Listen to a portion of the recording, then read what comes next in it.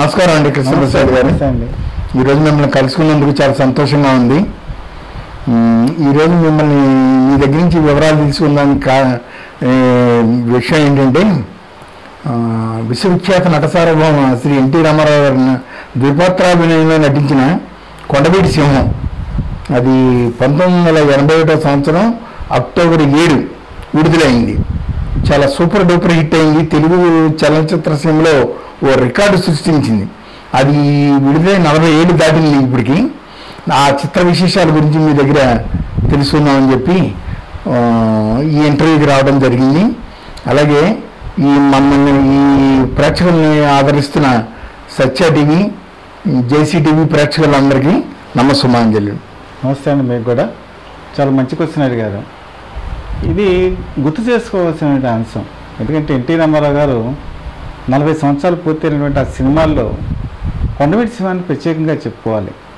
కొండవీటి సింహానికి ముందు అర్జునరాజు అని ఆయన ప్రొడ్యూసర్ అయిన వేటగాడు అని చెప్పేసి సినిమా తీశారు. వేటగాడు అయితే చాలా సూపర్ డూపర్ హిట్.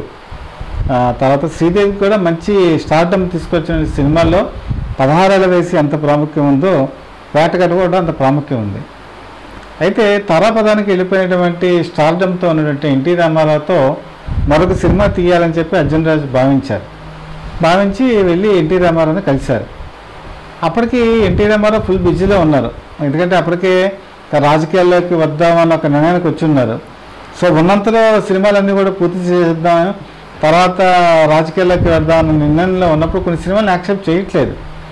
అయితే ఈయన వెళ్ళి అడిగేటప్పుడు కూడా ఆయన మౌనంగా ఉన్నారు, అంతే, ఏం చెప్పలేదు. 1 వీక్ అయిన తర్వాత మాత్రం కబురు పంపించారు, ఓకే బ్రదర్ ఈ సినిమా మీరు చేస్తామని చెప్పేసి. వెంటనే నేను ఆనందంతో మరి డైరెక్టర్ ఎవరని అడిగారు. అడిగితే వేటగాడికి రాఘవేంద్రరావు కాబట్టి రాఘవేంద్రరావునే పెట్టుకుందామని చెప్పారు. సో శ్రీదేవి ఎలానో అప్పటికి వాళ్ళ కాంబినేషన్లో వేటగాడిలో కూడా అందరికీ తెలిసిన సూపర్ డూపర్ హిట్ కాంబినేషన్. సరే రాఘవేంద్రరావు ఆ టైంలో చాలా బిజీగా ఉన్నారు. ఈయన వెళ్ళి చెప్పారు, మరి రామారావు గారు ఒప్పుకున్నారు, మీరు ఎలాగైనా తప్పది, ఈ సినిమా మీరు చేయాల్సిందని చెప్పి పట్టుబట్టడంతో ఆయన కాల్ షీట్లు అడ్జస్ట్ చేసుకొని ఆ సినిమాకు ఒప్పుకున్నారు. ఎందుకంటే ఎన్టీ రామారావు గారు అంటే రాఘవేంద్రరావు గారికి ప్రత్యేకమైన అభిమానం. ఆయన సినిమాలు ఏది కూడా ఆయన ప్రత్యేకమైన శ్రద్ధతోనే తీస్తారు. ఈ సినిమా ప్రారంభం కావడానికి ఈ విధంగా జరుగుతున్నప్పుడు అసలు ఈ సినిమా ఎలాగొచ్చిందని కూడా మనం ఆలోచించాలి. ఈ సినిమాని అసలు అప్పటికి కథ తయారవ్వాల. ఎప్పుడైతే ఎన్టీ రామారావు ఒప్పుకున్నారో అప్పటికి వీళ్ళ దగ్గర కథ లేదు. అప్పుడు కథ వెతకడం ప్రారంభించారు.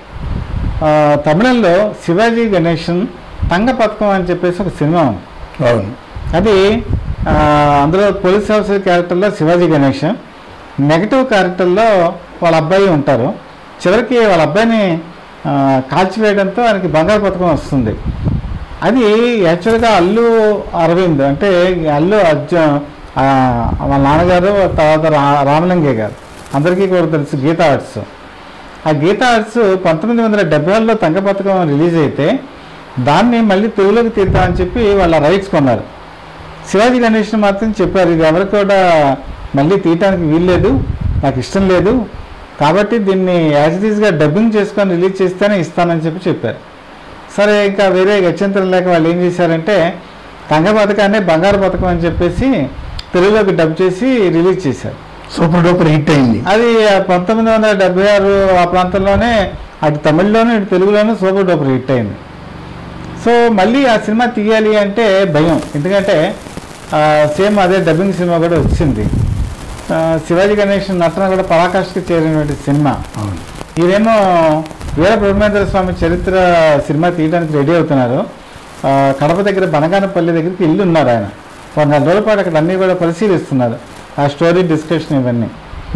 సరే వీళ్ళు ఏం చేశారంటే వెళ్ళి ఏమండి తంగ పథకం ఇలా బంగారు పథకం అది ఇన్స్పిరేషన్తో మనం తీద్దామని చెప్పి అనుకుంటున్నాం అని ఏం చేశారంటే యాజ్ ఈజ్గా పోలీస్ ఆఫీసర్ క్యారెక్టర్లో ఎస్పీ రంజిత్ కుమార్ ఆ సినిమాలో క్యారెక్టర్ అదే మనకి ఫిక్స్ చేశారు.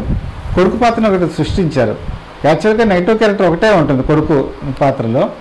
నెగిటివ్ క్యారెక్టర్ని సృష్టించి అందులో పాజిటివ్ క్యారెక్టర్ రాము అని చెప్పేసి మళ్ళీ ఆయనే అందులో పెట్టారు.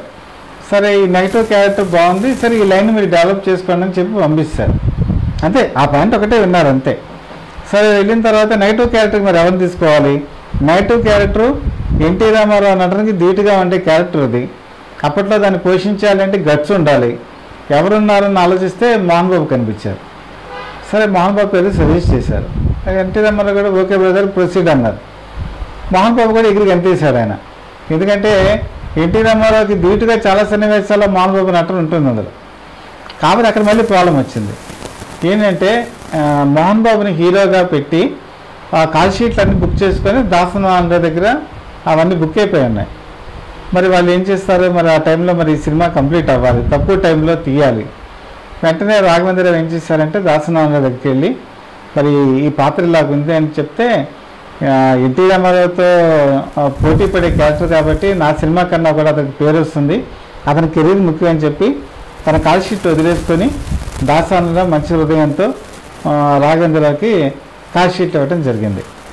సరే అది ఎప్పుడైతే ఇప్పుడు పాత్రధారులందరూ కుదిరిపోయారు శ్రీదేవి, అది కథనే ఏం చేశారంటే కొన్ని మార్పులు చేర్పులు చేసుకొని ఎస్పి రంజిత్ కుమార్ క్యారెక్టర్ని బాగా ఎలివేట్ చేసి తర్వాత జయంతి అందులో ప్రధానమైనటువంటి పాత్రలో నటిస్తారు. ఇదంతా కూడా డెవలప్ చేసుకొని కాస్టింగ్ అంతా పెట్టుకొని సినిమాని తీయడం జరిగింది. సినిమా అత్యద్భుతంగా వచ్చింది. 1981 అక్టోబర్ 7వ తారీఖున ఈ సినిమాని రిలీజ్ చేయడం జరిగింది. రిలీజ్ చేస్తే ఫస్ట్ రిలీజ్ చేసినప్పుడు ఇది 45 ప్రింట్లతో రిలీజ్ చేశారు. ప్రేమాభిషేకం అంతకుముందు మంచి రికార్డు, మొత్తం ఆల్ సెంటర్స్లో ప్రేమాభిషేకం రికార్డులు అన్నీ కూడా తిరగరాసి ఇది కొత్త రికార్డు సృష్టించింది. అప్పట్లోనే ఇది 5 కోట్ల వరకు వసూలు చేసింది. అంటే 5 కోట్లు అంటే ఇప్పుడు ఉన్నటువంటి అంచనాల ప్రకారం చూసుకుంటే ఒక 200 కోట్లు అనుకోవచ్చు మనం. అంటే అప్పటికున్న లెక్కల ప్రకారం అంటే ఒక రికార్డు సృష్టించినటువంటి సినిమా మాత్రం కొండవీటి సింహం. అలాగే కలెక్షన్స్లో అద్భుతమైన రికార్డ్స్. అప్పటికే కూడా 1981 అక్టోబర్ 7 ఆ ప్రాంతాలకు వచ్చేప్పటికి ఎన్టీ రామారావు కొంచెం అప్పటికే వృద్ధాప్యంలోకి అడుగుపెట్టిన పరిస్థితి. ఎవరికి కూడా 60 ఏళ్ళు కనుక దాడితే అంత సూపర్ డూపర్ ఇట్లా రావు. తమిళంలో ఎంజి రామచంద్రన్, శివాజీ గణేశన్, రజనీకాంత్ ఇప్పుడు ఎవరైతే ఉన్నారో వాళ్ళు 60 ఏళ్ళు క్రాస్ చేసిన తర్వాత విజయాలు సాధించారు. ఆ తర్వాత ఇప్పుడు చిరంజీవి కూడా సాధించారు అనుకోండి. ఆ వయసులో కూడా ఆయన ఒక పక్క గంభీరమైనటువంటి క్యారెక్టర్లో నటించారు. అందులో ముఖ్యమైనటువంటిది మీకు గుర్తుండే ఉంటుంది, ఎత్తుపళ్ళతో సత్యనారాయణ ఉంటారు, విలనిజం. ఆ సత్యనారాయణ క్యారెక్టర్ని కూడా బాగా ఎలివేట్ చేశారు. అసలు ఎస్పి రంజిత్ కుమార్ క్యారెక్టర్లో అయితే ఆయన ఫస్ట్ ఇంట్రడక్షన్ సీన్ ఒకటి ఉంటుంది. అది థియేటర్లో అప్పట్లో అయితే అసలు ఎంటర్ అవ్వగానే అసలు మొత్తం థియేటర్ అంతా ఊగిపోయేది. ఫస్ట్ ఎస్పి రంజిత్ కుమార్ అనేటప్పటికీ బదిలిపోయేది అనమాట. 70mm స్టేజ్ పని కనుక ఉంటే ఇప్పుడు ఎలా ఉండేది అని ఆ సినిమా అంత గొప్పగా ఆయన నటించారు. మోహన్ బాబు కూడా చాలా సన్నివేశాల్లో ధీటుగా నటిస్తే అక్కడ సెట్లో చెప్పేవారట, మోహన్ బాబుని చాలా గొప్పగా నటిస్తున్నావా, నాతో ధీటుగా నటిస్తున్నామని ఆయన ప్రశంసించేవాళ్ళు. అంటే ఆయనకి ఎలా ఉండేదంటే ఎవరు కూడా పెద్ద తరహాలో ఉన్నప్పుడు ఎదురు నటుడిని ప్రశంసించరు. కానీ రామారావు గారికి అలా ఉండేది కాదు. తన మంచి హృదయం, ఎవరైనా సరే నటిస్తే వాళ్ళని ఎంకరేజ్ చేసేవాళ్ళు. మోహన్ బాబు కూడా అలా ఎంకరేజ్ చేయబట్టే ఆయన పాత్ర కూడా బాగా ఎలివేట్ అయింది. సో అది అందరికీ కూడా గుర్తుండిపోయే చిత్రంగా అయితే నిలిచిపోయింది. అవును, చాలా చక్కని విషయాలు చెప్పారు. మా అందరి తరఫున మీకు మెనీ థ్యాంక్స్ అండి. నాకు సంతోషం, ధన్యవాదాలు, నమస్కారం. నమస్తే.